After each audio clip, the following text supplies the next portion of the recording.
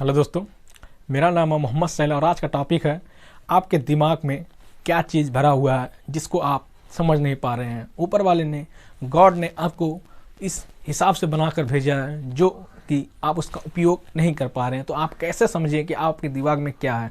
मैं आज आपको एक स्टोरी के माध्यम से समझाना चाहूँगा कि कैसे आप अपने दिमाग को समझ पा सकते हैं कि आप आगे जा सकते हैं या नीचे जाने वाले हैं।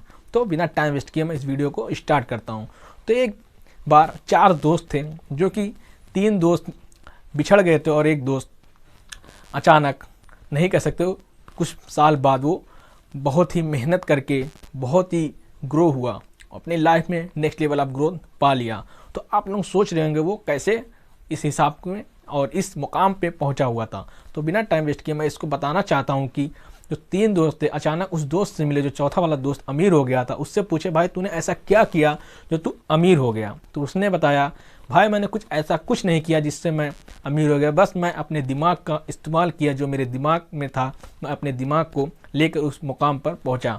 तो उसने कहा, जो 3 दोस्त थे, उस दोस्त से पूछा कि ऐसा क्या किया जाए कि हम भी तुम्हारे जैसे हो जाएं। उस दोस्त ने कहा, कुछ नहीं, मैं तुमको 1000 रुपये दूंगा और एक बड़ा सा कमरा दूंगा। उस कमरे में तुम्हें उस 1000 से ऐसा सामान लाके भरना है जिसके हिसाब से तुम उस कमरे को पूरा भर सको। तो तीनों को 1000 रुपये उस दोस्त ने तीनों बंदे को दिया और उसने सब तीनों दोस्त लेकर बाहर गया सामान लेने। तो पहले वाले दोस्त ने क्या किया, पहले वाले दोस्त ने 1000 रुपये का सामान तो खरीदा लेकिन वो पूरे कमरे में भर नहीं सका।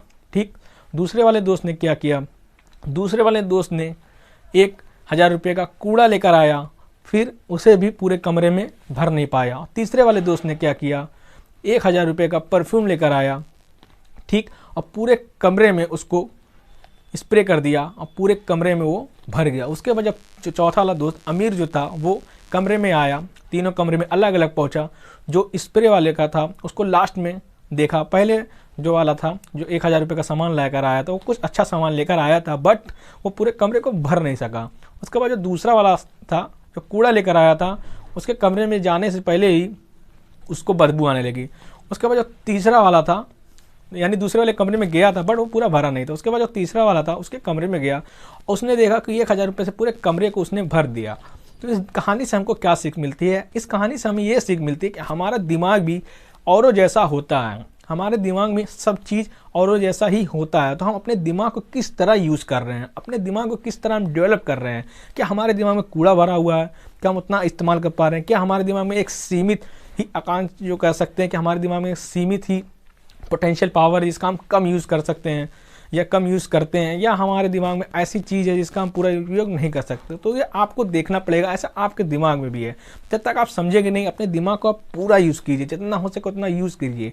इस दुनिया में सबसे बड़ी चीज़ आपकी दिमाग ही है जो आप कर सकते हैं। आपके हिसाब से अगर देखेंगे तो आपके हिसाब से एक भी पॉइंट दूसरे में आप मैच नहीं कर सकते। अपने अगर हिसाब से देखेंगे तो आप जो भी करना चाहते हो आप करिए। आप ये मत सोचिए कि दूसरा क्या सोचेगा, पहला क्या सोचेगा। तो अपने हिसाब से इसको सोचिए। वीडियो यहाँ तक था। वीडियो को अच्छा लगा तो दूसरों को भी शेयर करें और लाइक करें और सब्सक्राइब करें। मिलते हैं नेक्स्ट वीडियो में। तब तक आपके दिल की गहराई से ध्यानपूर्वक बहुत बहुत धन्यवाद।